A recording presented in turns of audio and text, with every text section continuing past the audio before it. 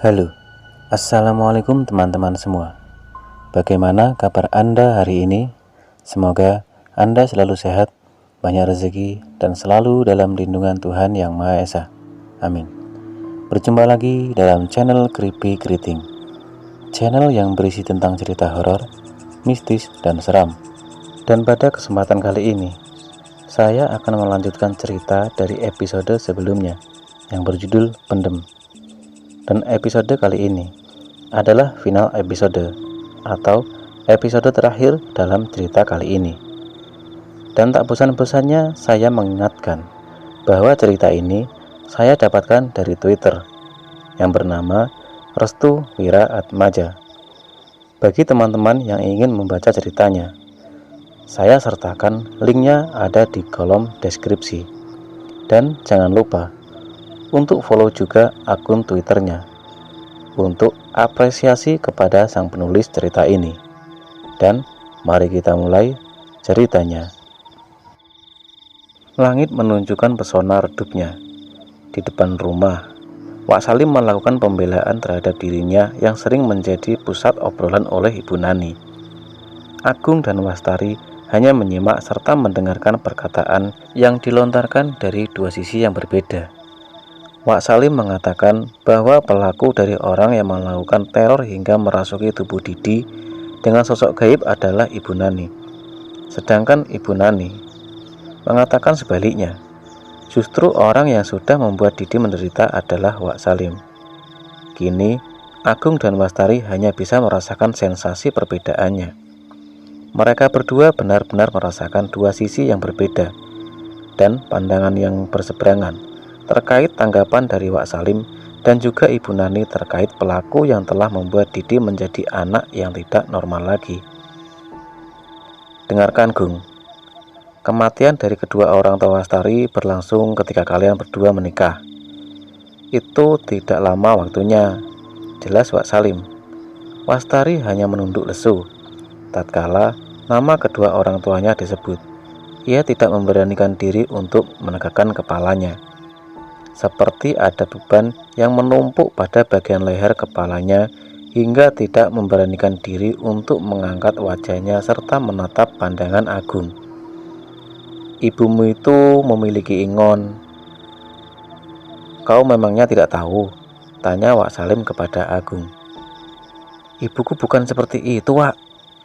Dia bahkan orang yang meruqyah Didi, jelas Agung. Itu bukan jadi tolak ukur yang pasti, Gung, jika orang tuamu tidak bersalah. Namun kebenarannya apakah bisa tergambarkan? Belum tentu, kata Wak Salim. Perkataan yang menusuk dari mulut Wak Salim sempat membuat hati dan pikiran Agung berpikir dua kali. Ia seperti menyelami ke dalam samudera fakta yang seringkali terjadi pada orang-orang saat ini. Sampo yang bagus bukan berarti memiliki isi yang mulus. Begitupun sebaliknya. Namun, yang menjadi pertanyaan, apakah ada istilah sampul yang jelek sudah pasti memiliki isi yang kotor? Perdebatan keduanya kembali berlangsung.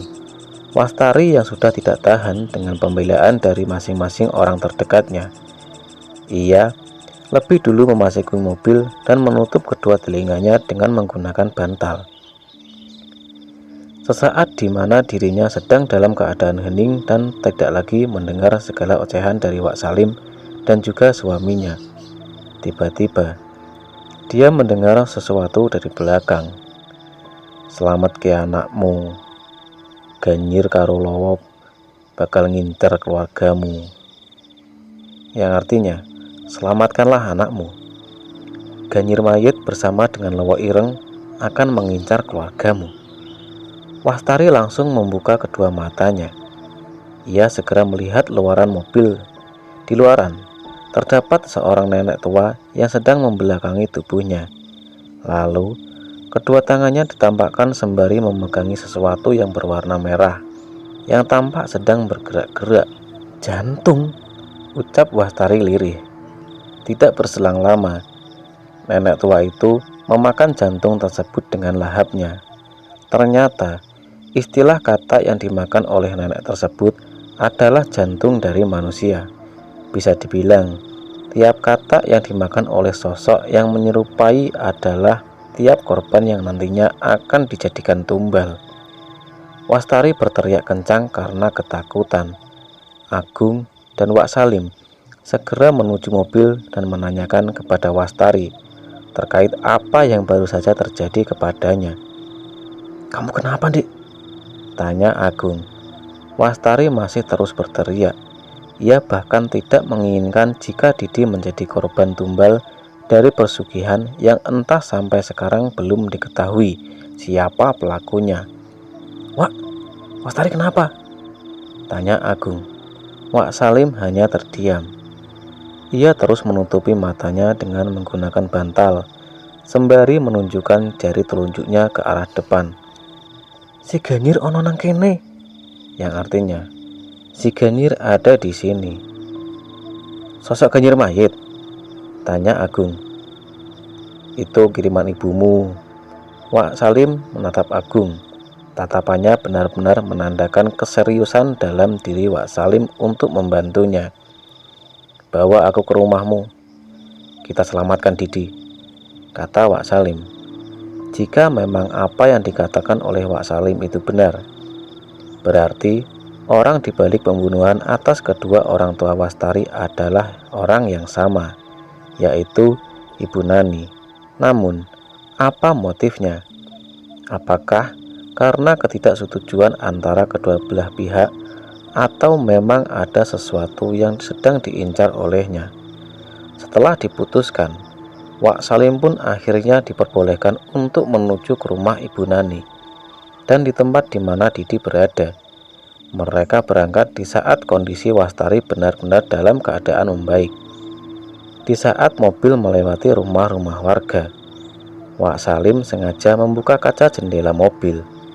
Di situ, para warga yang awalnya dalam keadaan gembira, senang, dan sedang bercengkrama, tiba-tiba mereka semua langsung terdiam tatkala Wak Salim memperlihatkan diri jika di dalam mobil tersebut terdapat dirinya. Wastari dan Agung yang melihat fenomena tersebut merasa kebingungan. Mengapa Wak Salim seperti sosok yang ditakuti oleh para warga desa?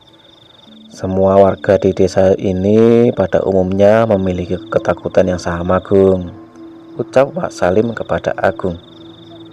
"Ketakutan yang sama? Apa memangnya, Wak?"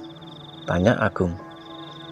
"Jika kamu memiliki sebidang tanah yang ditumbuhi padi, mungkin harapanmu tidak inginkan jika padimu hangus terbakar atau rusak karena terkena hama?" tanya Wak Salim.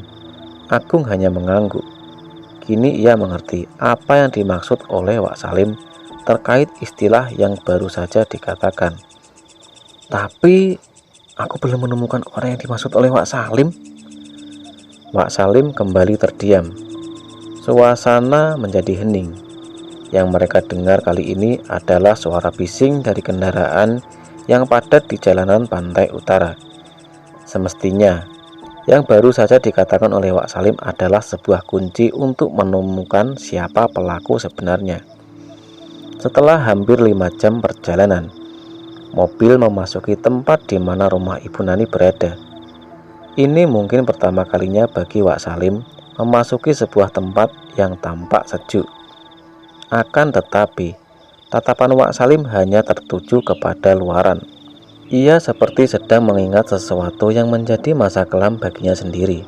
Setibanya di sebuah rumah, mobil terhenti. Agung segera mematikan mesin mobil. Wastari tampak lebih baik dari sebelumnya. Mereka pun bersiap-siap untuk keluar mobil.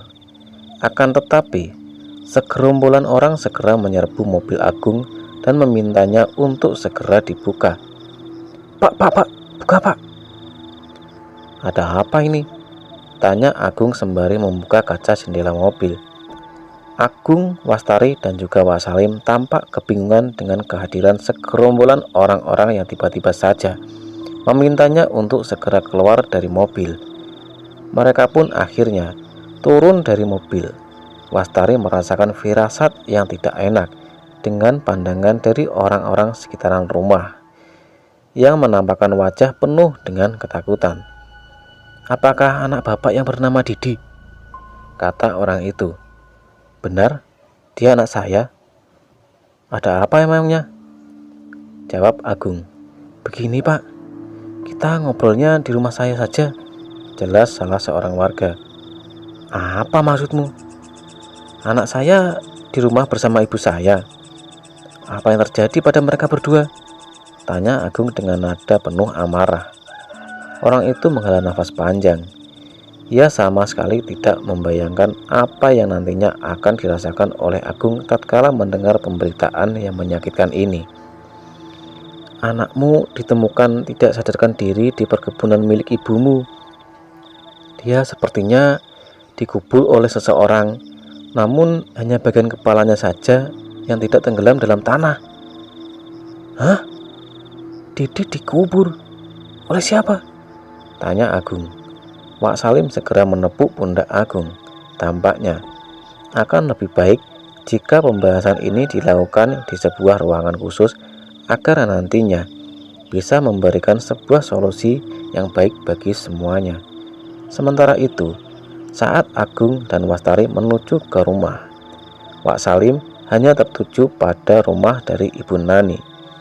Ia merasa jika pelaku dari penguburan Didi yang ditemukan oleh warga adalah Ibu Nani sendiri. Sampai kapan dendammu akan terbalaskan? Di salah seorang rumah warga, Agung dan Wastari diberitahu terkait dengan kondisi Didi saat ini.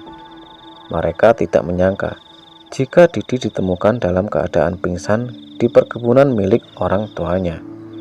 Bukan hanya itu saja, seluruh tubuh Didi terkubur dan hanya menyisakan bagian kepalanya saja. Agung hanya bisa menangis tatkala mengetahui kondisi anaknya yang sudah lemah lunglai tak berdaya. Berbeda dengan Wastari, ia justru menanyakan sesuatu yang memang sangat penting untuk dibahas terkait kejadian yang baru saja menimpa anaknya sendiri. "Tapi, apakah bapak-bapak di sini tahu di mana Ibu Nani sekarang?" tanya Wastari. Pertanyaan dari Wastari membuat para warga saling menatap satu sama lain. Mereka tampak saling melempar pertanyaan tersebut ke satu sama lain karena tidak ingin terkena tulah dari apa yang nantinya keluar dari mulut mereka masing-masing. "Kok kalian semua diam? Ada apa memangnya?" tanya Wastari lagi, karena Wastari terus-menerus memberikan pertanyaan yang sama. Akhirnya, salah seorang dari mereka menjawab pertanyaan sulit dari Wastari. "Sebenarnya kami tidak ingin mengungkapkan hal ini, namun saat kami menemukan Didi, kami juga sempat ke rumah Ibu Nani. Akan tetapi kami menemukan sesuatu yang mengejutkan," jelasnya. "Apa itu?" "Mayat anak kecil yang sudah menjadi kerangka, dan posisinya persis seperti apa yang telah terjadi kepada Didi. Mayat tersebut dibiarkan terpendam di dalam tanah hingga keseluruhannya berubah menjadi tulang." Di saat obrolan semakin memanas, tiba-tiba pintu dibuka oleh seseorang. Sembari menatap yang lainnya, orang tersebut hanya tersenyum kepada Wastari dan juga para warga yang lainnya. "Wak Salim, ada apa?" tanya warga sekitar. "Jadi kalian sudah tahu kan siapa pelakunya?" "Apa maksudnya, Wak?" tanya Wastari dengan nada yang tidak labil. "Mertuamu melakukan pendem mayit. Dia juga yang mengirim sosok kenyir itu ke desa kita. Belum lagi dia telah memfitnahku dengan penilaian yang salah." Agung yang kebetulan sedang berada di kamar tiba-tiba keluar. Ia kemudian mengusap kedua matanya yang telah berurai air mata. "Mas," ucap Wastari. "Jadi apakah ibuku pelakunya, Wak?" tanya Agung kepada Wak Salim. Wak Salim hanya mengangguk. Ia kemudian meminta kepada Agung dan juga Wastari untuk tinggal di rumah warga tersebut. Pasalnya, setelah Wak Salim mengecek seluruh bagian rumah Ibu Nani, ia tidak mendapati Ibu Nani berada di rumah tersebut, melainkan yang ia temukan adalah kerangka-kerangka manusia yang sudah dipendam di dalam satu liang lahat. Karena tidak ingin menimbulkan keributan, akhirnya Wak Salim meminta kepada para warga untuk mengubur kerangka-kerangka tersebut di tempat pemakaman umum. Setelah semuanya selesai, mereka pun kembali menempati rumah Ibu Nani untuk membongkar semua praktik ilmu hitam yang dilakukan oleh Ibu Nani. Malam penuh teror. Malam harinya, Wak Salim menceritakan perihal praktik ilmu hitam yang dilakukan oleh Ibu Nani kepada Didi dan juga kepada kedua orang tua Wastari. Ibu Nani itu adalah orang yang tidak menyetujui pernikahan kalian berdua. Hal ini disebabkan kedua orang tua dari Wastari adalah musuh dari Bapak Mugung. Jelas Wak Salim. Mengetahui hal tersebut, Agung dan Wastari langsung mengingat perihal apa yang pernah disampaikan oleh Ibu Nani dulu. Ibu Nani pernah mengatakan kepada Agung dan juga Wastari bahwa dirinya memiliki musuh yang berada di daerah Jawa Tengah. Pikir Agung dan Wastari adalah musuh yang dimaksud oleh Ibu Nani adalah orang terdahulu yang mungkin memiliki masa lalu tertentu dalam kehidupannya. Ternyata ikatan mereka menyambung terhadap masa kehidupan yang selanjutnya. Mereka juga tidak menyangka bahwa kedua orang tua Wastari adalah musuh dari orang tua Agung. Karena itulah, saat pernikahan digelar, Wak Salim memilih untuk tidak ikut serta dalam acara sakral tersebut. Ia lebih memilih untuk berdiam diri di rumah dan menjaga rumah dibanding harus berurusan dengan kedua orang tua Agung yang disinyalir masih memiliki pegangan kuat terhadap ingon-ingon. Si Ganyir adalah ingon dari kedua orang tua Agung. Karena itulah mereka membunuh kedua orang tua Wastari untuk selanjutnya bisa menghancurkan keluarga kalian. Namun, karena kalian ditakdirkan untuk berjodoh, apapun halangan dan rintangannya, semuanya tidak berarti. Atas penjelasan detail dari Wak Salim, Agung pun semakin paham. Ia semakin paham kenapa dirinya dilarang untuk menikahi Wastari kala itu. Alasan utama dari apa yang diinginkan oleh kedua orang tuanya adalah karena bedanya adat mereka. Akan tetapi, kala itu Agung tidak berpikiran bahwa adat adalah salah satu yang menjadi pusat ketidaksetujuan pernikahan itu dilangsungkan. Ternyata, masa lalu antara kedua orang tua mereka saling mengikat, di mana kedua orang tua dari Agung tidak ingin menikahkannya dengan Wastari, karena kedua orang tua Wastari juga memiliki pegangan tertentu, dan hal itu membuat bentrokan di antara keduanya. Memang tidak munafik jika kedua orang tua Wastari adalah dua orang yang terpandang di desa. Hal ini dikarenakan kedua orang tua Wastari dulunya adalah mantan seorang dukun desa yang telah membuat ketakutan banyak orang. Tidak heran hal ini menjadi ancaman bagi keluarga dirimu, Gung. Jelas Wak Salim. Fakta demi fakta telah diungkapkan oleh Wak Salim. Jalan satu-satunya untuk sekarang adalah menyelamatkan Didi yang mungkin saja menjadi incaran dari sosok yang disebut-sebut sebagai Ganyir. Malam itu, mereka berdua memutuskan untuk beristirahat. Didi berada di pelukan Wastari dan juga Agung. Wak Salim tidur di kamar sebelahnya yang dulunya sebagai kamar khusus tamu yang datang ke rumah. Di tengah malam, suara bising mulai terdengar. Dimulai dari suara benda-benda yang berjatuhan ke atap rumah. Lalu, ada suara cakaran dari luaran rumah. Suara orang yang sedang mencangkul tanah hingga suara familiar yang membuat mereka semua terbangun. Suara itu berbunyi, tek, tek, tek. Suara itu merupakan pertanda akan munculnya sosok yang disebut sebagai Ganyir. Saat mereka terbangun, lampu rumah tiba-tiba padam. Agung dan Wastari langsung terbangun. Mereka sempat kebingungan terkait keadaan lampu yang tiba-tiba padam. Namun di luar itu, Mereka menjadi panik tatkala Didi sudah menghilang dari pelukannya. "Mas, Didi kemana, Mas?" tanya Wastari. "Aku nggak tahu, Dik. Tadi kan kita peluk bareng-bareng." Mereka berdua semakin panik. Wastari segera keluar dari kamar. Agung menyusul Wastari yang menerobos kegelapan rumah seorang diri. "Didi, kamu di mana, Nak?" teriak Wastari. Saat Wastari melewati kamar Wak Salim, ia mendengar suara aneh dari dalam kamar Wak Salim. Suaranya seperti suara orang tua yang sudah serak. Wak Salim." Agung segera menghampiri Wastari yang berdiri tepat di hadapan kamar Wak Salim. Ia juga mendengar suara yang sama seperti apa yang didengar oleh Wastari. Itu suara apa?" tanya Agung. Pintu kamar tiba-tiba terbuka. Wastari dan Agung melihat seorang anak kecil sedang mengangkat tubuh pria tua dengan satu tangan hingga membuat kedua mata pria itu memutih seluruhnya. "Didi, lepasin, itu Wak Salim." Didi pun menengok ke arah Wastari dan juga Agung. Namun, kedua bola matanya memutih. Bisa disimpulkan, Didi sedang dirasuki oleh sosok yang disebut Ganyir. Tiba saat dimana Agung memaksa untuk memasuki kamar. Tiba-tiba, Didi melepaskan cekikannya. Tubuh Wak Salim terjatuh ke lantai. Tubuhnya langsung melemas.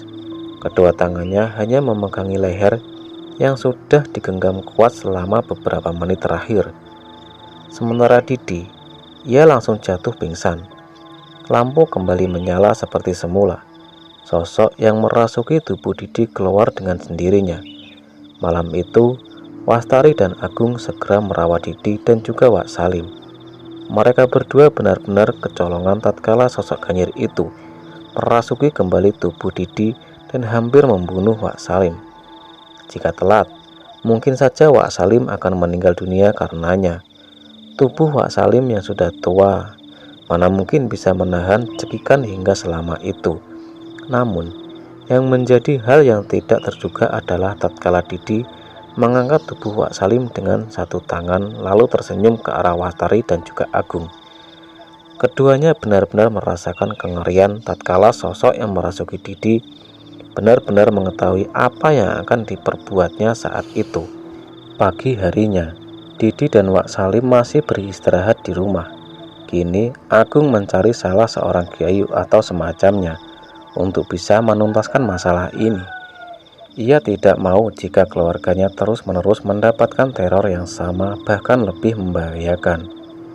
Di desa sebelah, Agung menemukan seorang kiai yang sudah tahu betul akan kasusnya. Kiai itu bernama Mbah Ahmad.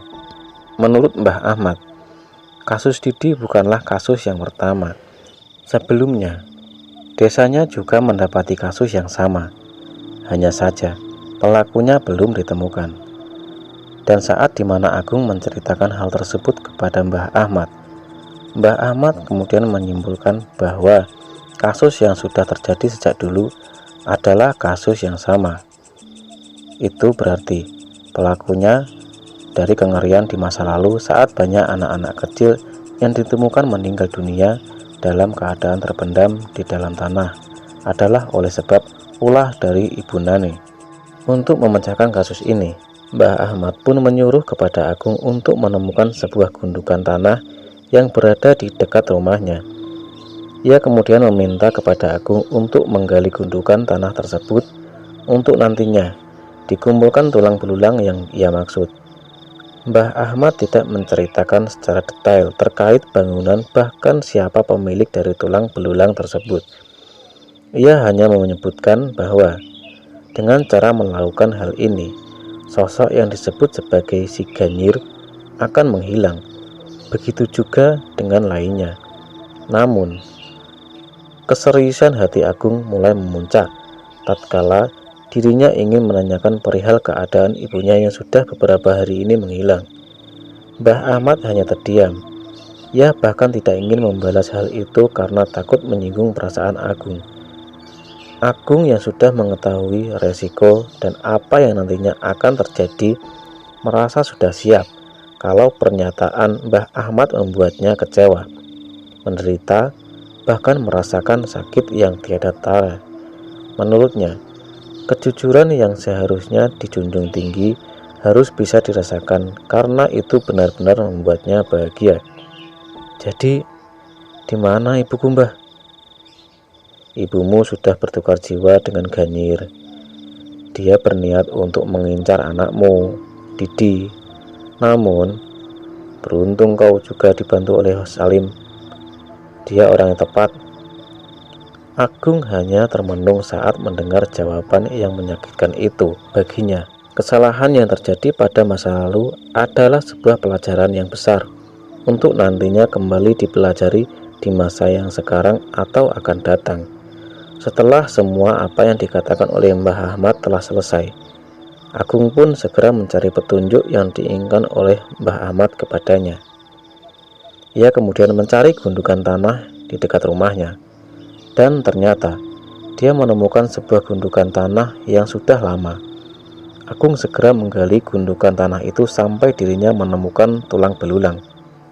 Tulang itu dikumpulkan menjadi satu dan diberikan kepada Mbah Ahmad. Malam harinya, Mbah Ahmad mendatangi rumah Agung. Ia kemudian meminta kepada Agung untuk menyaksikan hal yang tidak pernah ia ketahui sebelumnya. Ibumu itu sedang terpasung di sebuah tempat yang tidak bisa dijangkau. Aku tidak bisa menjamin dia akan selamat, namun insya Allah bisa ditemukan. Maksudnya, Mbah? Tanya Agung. Mbah Ahmad hanya terdiam. Ia kemudian membakar tulang belulang itu di atas bara api yang menyala. Dan tidak berselang lama, Agung dan Mbah Ahmad langsung tertuju kepada salah satu titik. Mereka tertuju kepada sebuah sosok hitam yang sedang memeluk orang wanita menggunakan kain adat Jawa. Wanita itu tampak menangis karena berada di dalam pelukan sosok Ganyir itu.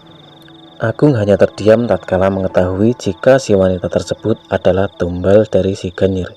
Ternyata, usut demi usut, Ibu Nani sengaja melakukan hal ini demi mendapatkan apa yang dia mau.